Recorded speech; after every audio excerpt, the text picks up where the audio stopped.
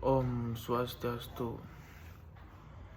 Izin sebelumnya untuk memperkenalkan diri. Perkenalkan, nama saya Iketut Murtayaso dengan NIM 20200130130050. Di sini saya akan memaparkan rangkuman dari materi 1 dan materi 2 pada mata kuliah akuntansi biaya proyek.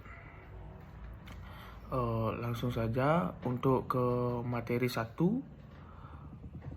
Yang pertama itu dari pendahuluan. Estimasi biaya adalah proses pengumpulan atau mengumpulkan, menganalisis dan meringkas dan untuk mempersiapkan proyeksi cerdas dari biaya yang diantisipasi dari suatu proyek.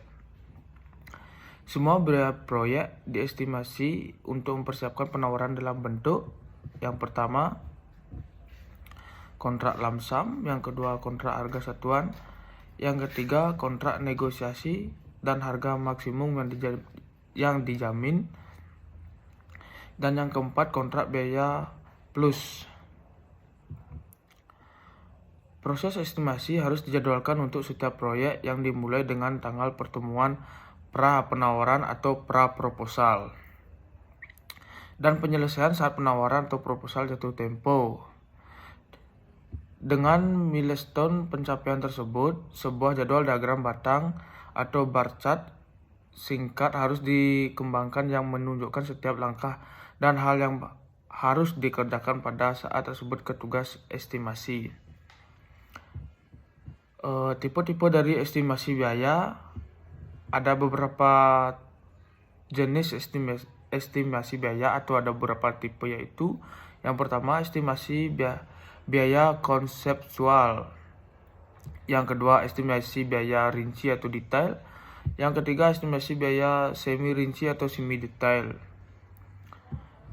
Strategi atau pendekatan estimasi berbeda terhadap masing-masing dari tiga jenis estimasi utama dan level detailnya akan berbeda juga.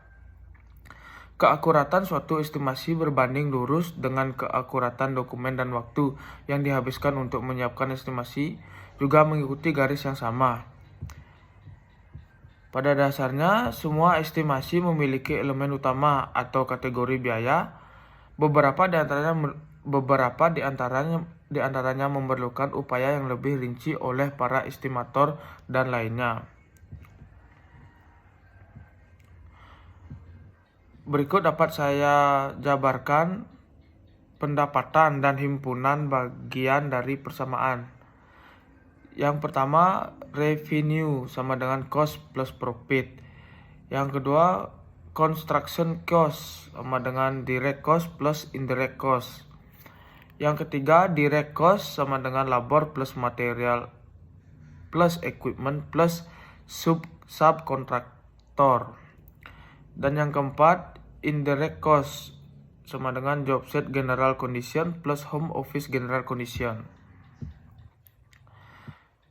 Saya lanjut, estimasi awal disebut juga sebagai anggaran kasar atau bisa disebut rough order of magnitude atau ROM. Skema estimasi atau estimasi konseptual. Estimasi ini tidak selalu akurat, akan tetapi dapat disusun dari sebuah kumpulan gambar konseptual. Dapat diestimasi berdasarkan informasi yang terbatas dengan menggunakan meter persegi dari harga satuan lantai, harga perakitan, anggaran subkontraktor, dan persentase tambahan untuk kondisi umum.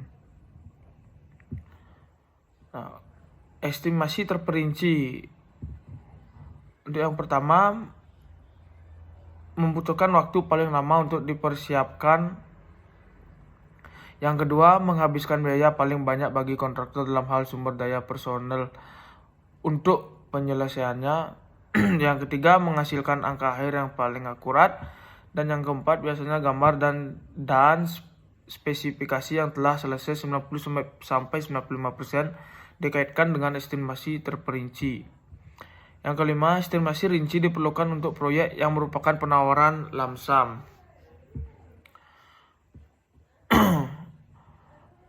Berikut dapat saya paparkan proses estimasi rinci mencakup quantity take off, rekap harga, estimasi awal subkontraktor, kondisi umum job site, subkontraktor dan pemasok kompetitif, dan pilihan markup.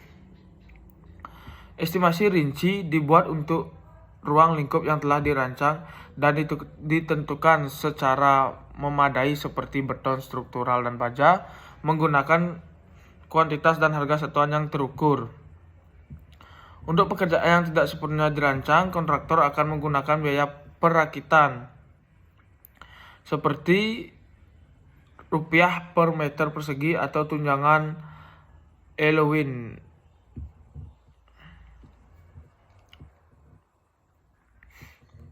Baik, itu untuk di materi 1. Saya lanjut ke video materi 2 yang dapat saya rangkum. Yang pertama, penetapan harga atau pricing. Hal-hal yang menentukan dalam penyusunan estimasi yang tepat bagi kontraktor. Yang pertama, penyesuaian harga. Yang kedua, subkontraktor. Yang ketiga, strategi tenaga kerja langsung. Yang keempat, struktur overhead job site. Dan yang terakhir, perhitungan biaya. Rangkuman yang kedua, pricing self performing work. Pada poin A, produktivitas tenaga kerja langsung meliputi item yang paling sulit untuk diperkirakan. Yang kedua merupakan item paling berisiko dalam estimasi. Yang ketiga, hanya dapat diperkirakan beberapa jam yang dibutuhkan untuk melakukan tugas.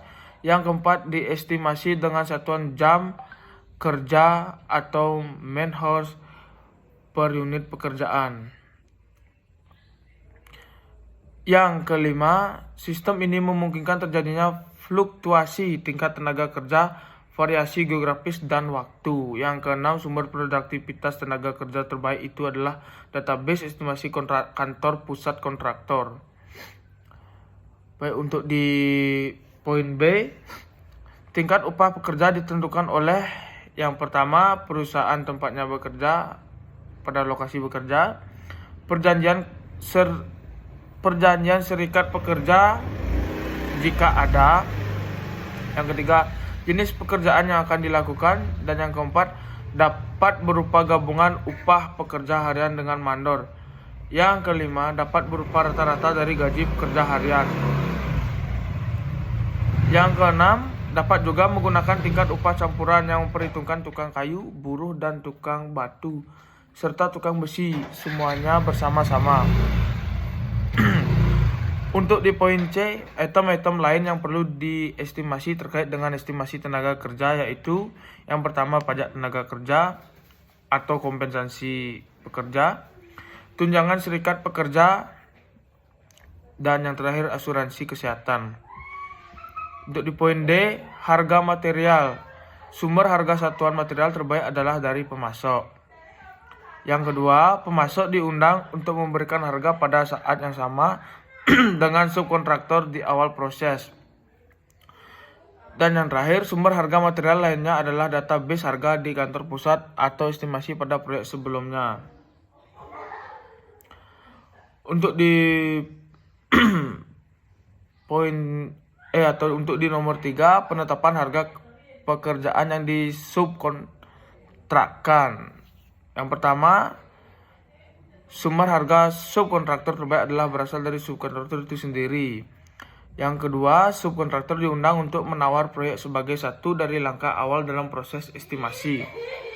Dan yang ketiga, beberapa subkontraktor juga dapat lebih awal memberikan GCS anggaran untuk cakupan mereka sebagai pemegang proyek. Yang terakhir, kontraktor dapat menolak atau menerima penawaran dilihat dari estimasi awal kontraktor. Nomor 4, job site general condition, yaitu yang pertama, biaya kondisi umum job site proyek bersifat khusus. Yang kedua, mengestimasi kondisi umum job site juga sulit dan berisiko. Yang ketiga, estimasi kondisi umum job site bergantung pada durasi pelaksanaan. Dan yang terakhir, diperlakukan jadwal internal untuk mendukung persiapan estimasi kondisi umum job site. Dan yang kelima, rangkuman estimasi. Ada beberapa poin yang dapat saya rangkum. Yang pertama, sebuah rangkuman estimasi akan digunakan untuk mengumpulkan semua estimasi pekerjaan langsung, harga subkontraktor, kondisi umum, dan markup. Yang kedua, saat estimator dalam menyelesaikan estimasi, dia harus menggunakan informasi harga terbaru dan relevan. Yang ketiga, harga yang sudah direkap selanjutnya diposting nilainya pada lembar rangkuman estimasi. Dan yang terakhir, biaya-biaya tersebut biasanya berbasis angka yang relatif tetap.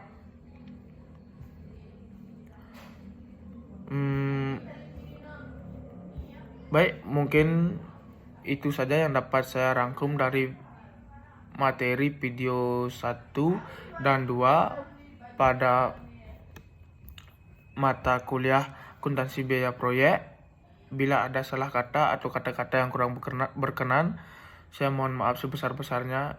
Izin saya pamit mengundurkan diri. Om Santi Santi Santi Om.